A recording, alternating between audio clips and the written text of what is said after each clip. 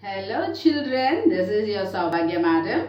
I hope that everybody are fine and staying safe at home. Okay, and in our last video we have learned the different techniques of reproduction in plants. Do you remember that children? Have you understood the video? Yes? Okay. So the process of reproduction is very important in plants. Why? Because the plants are the main sources, or they are the primary producers in our food chain. So the reproduction in plants play an important role in the nature.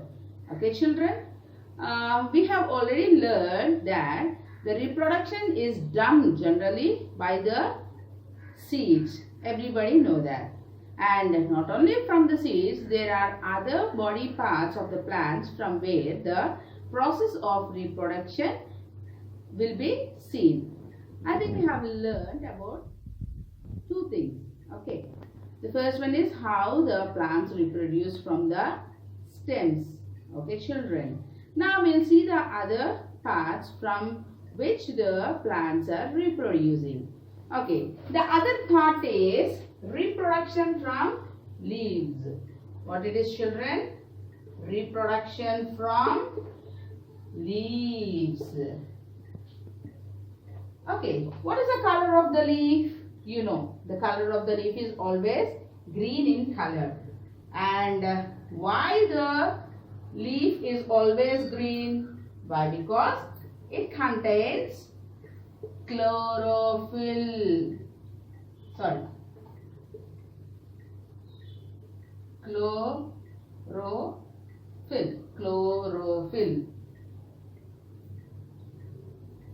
Why we are talking about this leaf? Why? Because the leaf here, the reproduction is done through the leaves. Let me explain about this. This is a bryophyllum leaf. Bryophyllum. What it is children? The name of the tree is, or the plant is bryophyllum. The bryophyllum leaves have ridged ends like this. See, they are having a ridged end. See, you are having a conversions here. Okay. Whenever this node, this is called as node. Whenever this point, any of the point touches the soil, when any of the node will touch the soil, what will happen? From this part, a new plant will be grown. You can see the roots coming out of the plant. See, if it is touched here, from there, that part, the new plant starts growing. Okay. So this is the way how the plants reproduce from the leaves. Okay children, what is this plant called? Bryophyllum. What is this? Bryophyllum. This plant is having a special property of reproduction from leaves. Reproduction from leaves. See, the shape of this leaf is like this, and the thickness, the leaf is also very thick in size. The thickness is more in this plant, and whenever the nodes touch the soil, any node, whenever the nodes touch the soil, the nodes from their node point, a new plant will grow again. So this is one method of the plants reproducing from the leaves. Okay children, have you understood? Okay, now we will learn the technique of reproduction from roots. Okay, as we already know that roots also give rise to new plants. Can you send me few roots names children? Yes, carrot, sweet potato, radish. Correct children? Okay, so all these are the roots. So, how the new plants are grown from the roots? Let us do a small experiment here. Okay, take a glass bowl, and this is a sweet potato. You know, everybody loves to eat sweet potato, right? So, Here we are taking a sweet potato. Just insert 2 or 3 toothpicks into the sweet potato and try to hang it in the water. Try to hang it in the water. Leave it like that for a few days. After a few days, you can see nice small roots coming out of this sweet potato. Okay, the sweet potato, the root of the sweet potato have a capability of giving rise to a new plant. Okay, children. So here the reproduction from the roots can be done by using a sweet potato. Otherwise, see, have you observed a carrot? Have you ever eaten a carrot? Have you ever observed? See, sometimes if you observe the carrot, you can see small tiny roots placed on the carrot. See, you can propagate it in 2 ways. First one, if you cut the node of this carrot, if you cut the node of this carrot and if you place this node into the soil, a new carrot plant can be grown very easily. Okay, children. So these are the 2 methods in which we can grow new plants from the roots directly. Okay, children. Right from the sweet potato or from the carrot. So how nicely the new baby plants are grown from the given body parts of the plant. See, we have seen how the plants are grown from the stem. We have seen how the plants are grown from the roots. And we also know how the plants will grow from the seeds. Okay, children. Now we'll see how the plants are grown from the seeds. This is the basic technique of growing any plant at our home. So what is a seed? Again we'll discuss. What is a seed? As I already said that seed is a single cell. What is a seed? Seed is a single cell. And we also discussed that there is something inside this seed. Yes, children, there is something inside this seed. Now we will see what is present in the seed and in what way it has been helpful to grow into a new plant. And what are the important things which are required by this seed to grow properly. As you already know, always the environmental conditions like good sunlight should be required. Good sunlight, air, water. Yes, these 3 important things plays an important role in growing a seed. Okay, children. Okay, now we'll talk about the seed again. Seeds are of different sizes and shapes. Different size and different shape. See, we see many kinds of seed. Each plant has its unique character. Some are big in size, some are very small in size. So, what does the seed contain? The seed stores the food which is required to grow into a new plant. So, the seed stores food in it. Whenever it falls on the soil, by using that food, it will grow into a new plant. So, now I will show you few examples of the seeds. Okay, children. See, these are called groundnuts. See, children, I know. See, these are groundnuts. What are these? Groundnuts. Okay. These are called coriander seeds. What are these? These are called coriander seeds. Okay. And these are called mustard seeds. See, these are very small inside. Mustard seeds. Okay. And these are called chana dal. These are called chana dal. These are also one kinds of seeds. Okay, children. So, I have shown you different kinds of seeds. Those are of different sizes. See, not all the seeds are of same size. One is very small, one is a little small, one is bigger. Okay, children. So, what does the seed contain? The seed contains food that is required to grow into a new plant. Okay. So, whatever the size or shape of the seed is, the seed when fallen into the the soil, it will undergo the procedure of germination.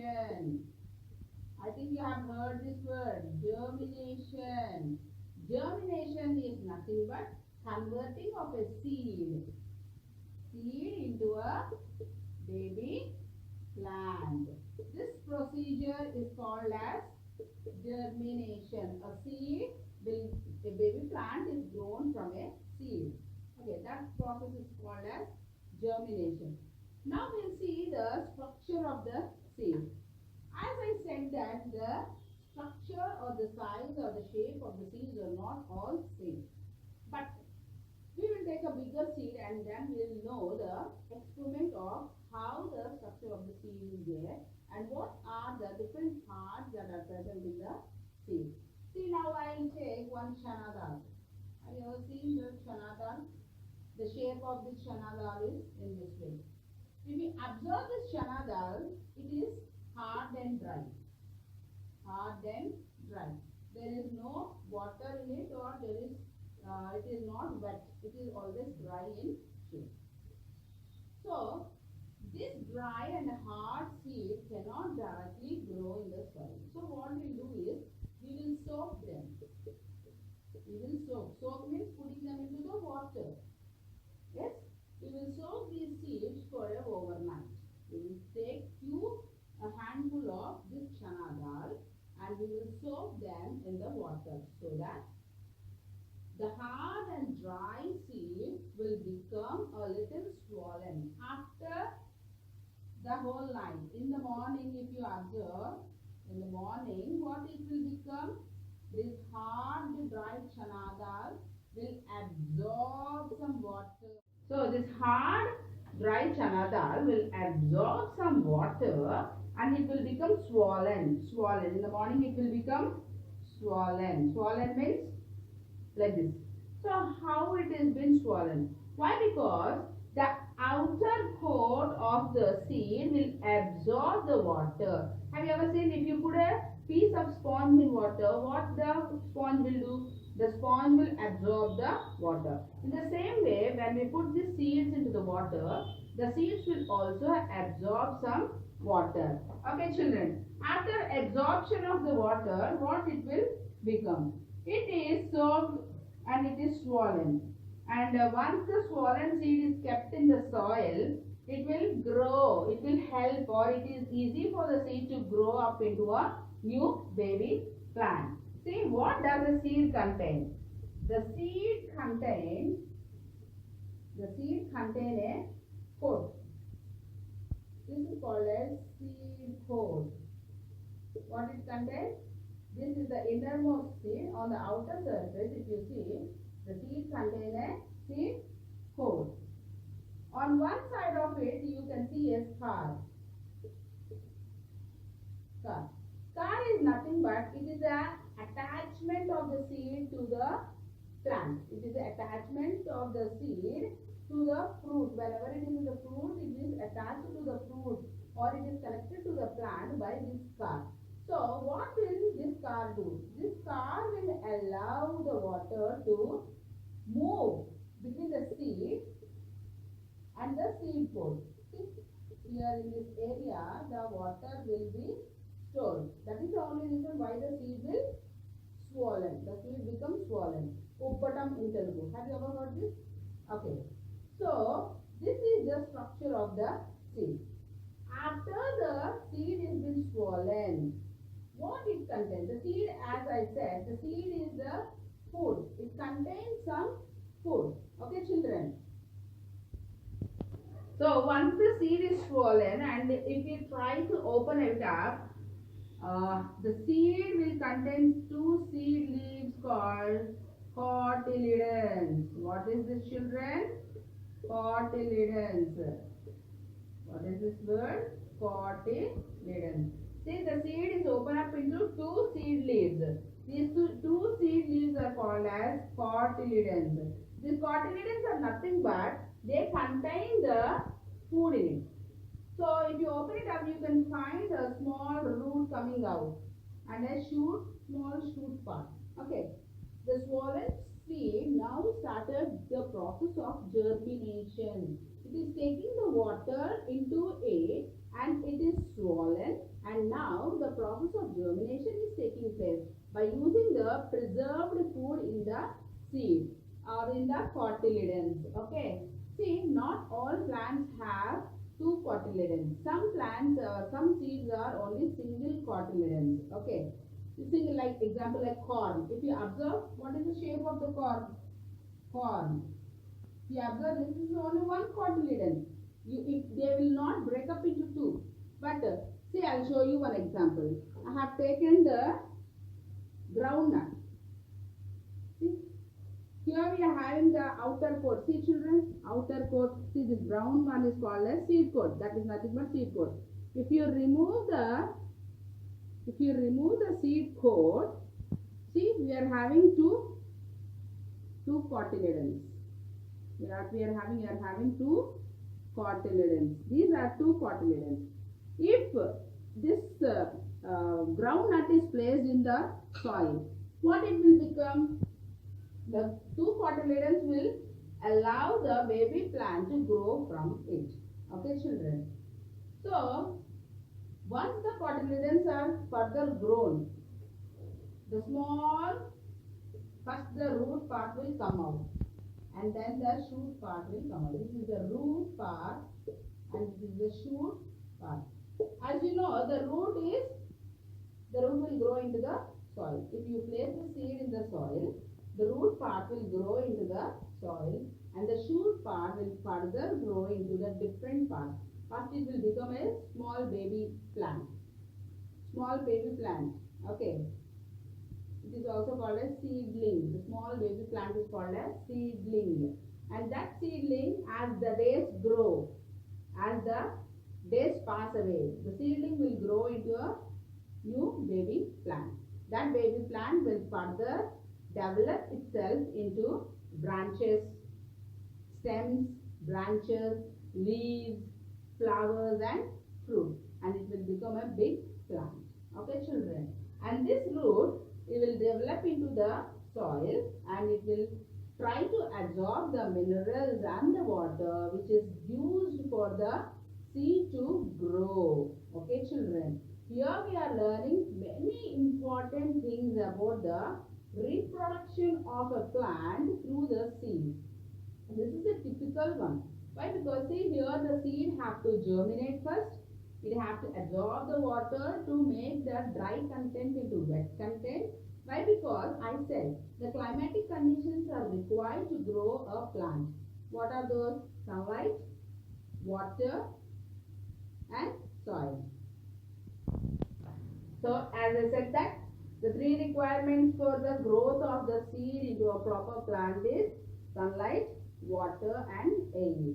So all these three important things are required for a baby plant to grow into a big plant. Either it could be a shrub or it could be a herb or it could be a tree or a climber or a runner. Okay, children. So now we'll see the definition of germination. This is very important, children. See, the development of seed from the development of a new plant from a seed is called as germination. Germination. I hope if you are having your science notebook with you, note down this word. Okay? Note down this word. Germination. The growth of baby plant. The growth of a baby plant from a seed. From a seed. That's it. What is the germination process, children? The growth of a baby plant from a seed. This process is called as germination. Repeat it, children. Germination. Germination is the process of growth of a baby plant from a seed. Okay, children. I hope that you have understood what is the process of germination. Okay, if you are very interested, take your help of your mother and Ask your mother to give you few varieties of seeds that you found at your home. Okay. Take those seeds and try to plant them in the soil and see the observations. Okay, children? If you observe, few seeds will take more time to germinate and a few seeds will take less time to germinate. Okay, the germination process will be slow in few seeds and will be very fast in few seeds. So, if you want to know this practically, the practical knowledge is very important. If you do the experiment only, you can know how the how the plants are grown from the seeds. Okay, try this at your home, children. Ask your mother to help you. Don't do it alone. And after planting the seeds, take the daily note. Okay, what is happening each day, what you have observed. Some will take within 1 or 2 days, they will sprout up, and a few seeds will take 1 week to 15 days to sprout up. But the seeds definitely will germinate, and the process of germination helps any seed to grow into a new baby plant.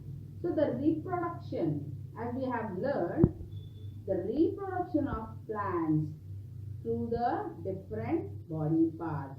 First one is the seed, as you know well, and the second one is the production from the stem, the reproduction from the leaves, and also the reproduction from the roots. Among all these, the reproduction from the seeds are very important to be learned. Why? Because as we know that the seed contains the different parts. The seed coat, the cotyledons, and the baby plant. So, I hope that you have understood the process of reproduction in plants, and in our further videos we will learn more about the plants. Why? Because plants are our friends. They play a major role in our nature or in our ecosystem. They are the primary producers. Okay, children, take care. Children, in this picture you can clearly see the method of reproduction through the leaves. The bryophyllum leaves, as I said, when they touch the ground, the ends or the nodes of the bryophyllum leaves will grow into a new plant. You can clearly see this in this picture. See, all the nodes, wherever the node have touched, the node have grown up into a new baby plant. So this is the functioning of the bryophyllum plant. Now we'll see what is the process of germination. Germination is the process by which a plant grows from a seed, as you already learnt it. Okay. So what are the conditions that are required for the germination process? As I have already said, see what are the ideal conditions. Proper light should be there, and normal temperature should be there, and the oxygen and the nutrients. So oxygen we are getting from the air, and the nutrients we are getting from the soil. As we put the seed into the soil gives the water and the nutrients present in it, and the atmosphere, from the atmosphere the seed will take the light and the temperature. The correct warmthness is required for